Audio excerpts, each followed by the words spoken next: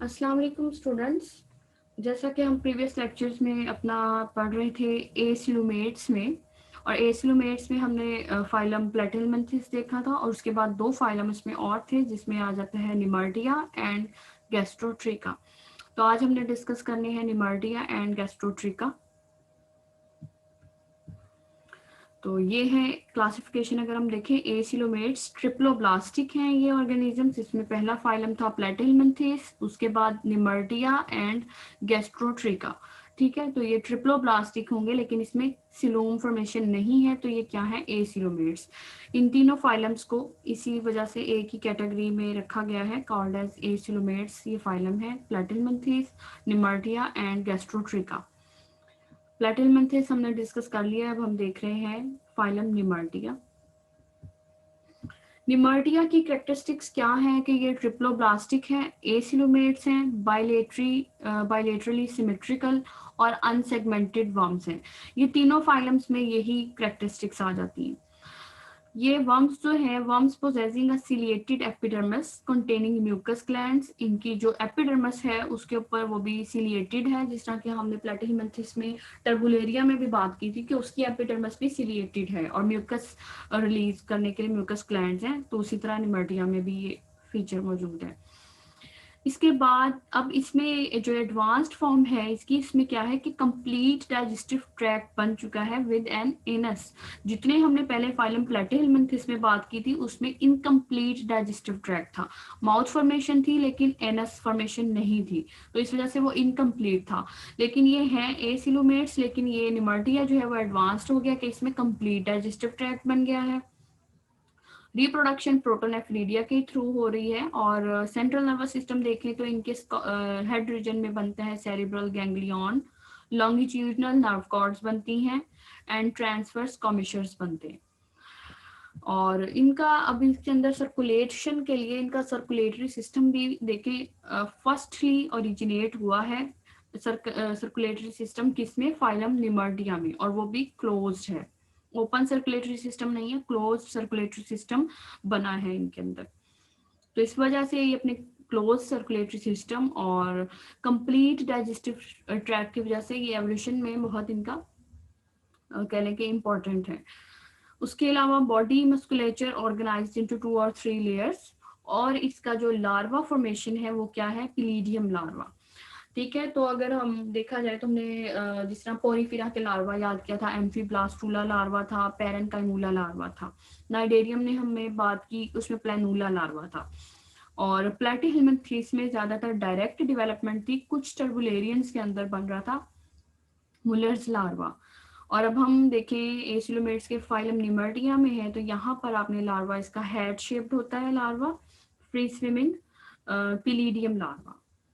ठीक है, तो कंप्लीट डाइजेस्टिव सिस्टम और क्लोज सर्कुलेटरी सिस्टम की वजह से बहुत इंपॉर्टेंट फाइलम है फाइलम निमर्टिया। एवोल्यूशन हुआ है कंप्लीट डाइजेस्टिव ट्रैक्ट और क्लोज सर्कुलेटरी सिस्टम का इनसे। ये अगर आप डायग्राम देखें तो इनकी बॉडी में क्या है स्ट्रक्चर, सिंपली के ये इनकी एपिडर्मिस है जो कि सिलिएटेड है, और इनकी जो सिलोम है वो क्या कहलाती है, रेंकोसील। और यहाँ पे आप देख सकते हैं कि ये इनकी जो है वो प्रोबोसिस है इनके पास, और प्रोबोसिस जो है वो रिट्रैक्टेबल है, और वो मसल्स जो है वो यहाँ पे स्फिंक्टर मसल्स मौजूद हैं उसको बाहर और अंदर करने के लिए प्रोबोसिस को। इसके अलावा ये इनकी माउथ ओपनिंग है, तो माउथ ओपनिंग से आप देख सकते हैं कि कंप्लीट डाइजेस्टिव ट्रैक्ट है जो कि एंड हो रहा है विद एन एनस। ठीक है, और इनके ये जो प्रोबोसिस को बाहर कंप्लीट शो किया हुआ है, तो इनके पास एक एक्सटेंशन होती है जो कि क्या कहलाती है, स्टाइलेट कहलाती है। प्रोबोसिस के ऊपर ये स्टाइलेट लगा होता है इंटीरियर पोर्शन में, इसमें बहुत ज्यादा बार्ब्स होते हैं, तो ये अपने प्रे को कैप्चर करने के लिए बहुत ज्यादा इंपॉर्टेंट है। तो ये फुली एक फीमेल जो है वो निमर्टिया का मेंबर शो किया हुआ है कि यहाँ से प्रोबोसिस की ओपनिंग है, तो ये प्रोबोसिस वाला एरिया चल रहा है, और ये माउथ की ओपनिंग है, तो यहाँ से ये इसमें इंटेस्टाइनल सीका है, और साथ में नर्व कॉर्ड्स भी शो हो रही हैं, गोनेड्स हैं, और इंटेस्टाइन एंड देन एनस।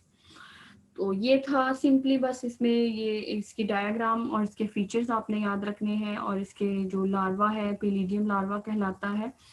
और ये ज्यादातर ये रिप्रोडक्शन की डायरेक्शंस ही है। यहाँ पे आप देख सकते हैं जस्ट फीमेल जो है वो निमर्टिया शो किया हुआ। इसके अलावा एसिलोमेट्स में आ जाता है थर्ड फाइलम गैस्ट्रोट्रिका। तो गैस्ट्रोट्रिका जो है ये बहुत सिंपल है, मैरीन एंड फ्रेश वाटर है ये भी। और इसको हम जो है वो ज्यादातर इनकी बॉडी पे ट्रिका को सिंपली कहते हैं हेयर्स हैं।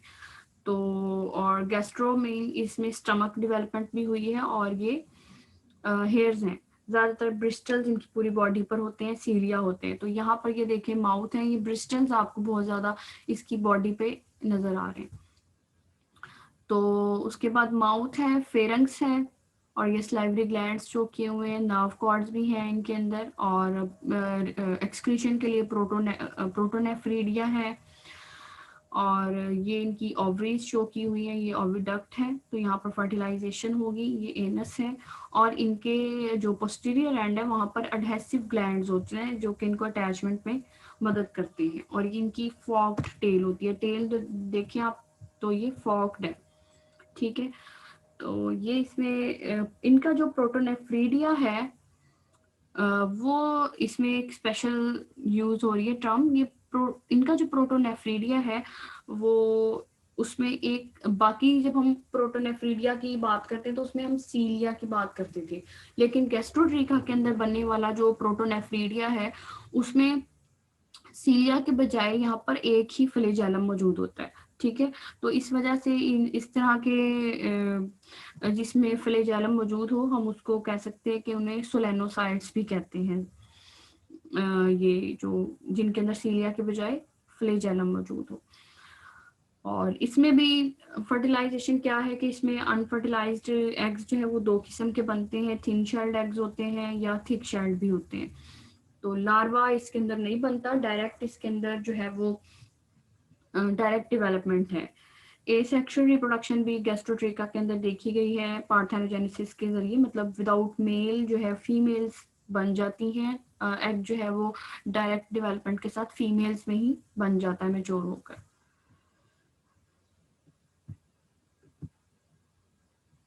तो आज हमने ये डिस्कस कर लिया है अपना फाइलम निमर्टिया एंड गैस्ट्रोट्रिका, और अभी फाइलम एसिलोमेट्स जो हम पढ़ रहे थे चैप्टर वो कंप्लीट हो गया। Thank you so much.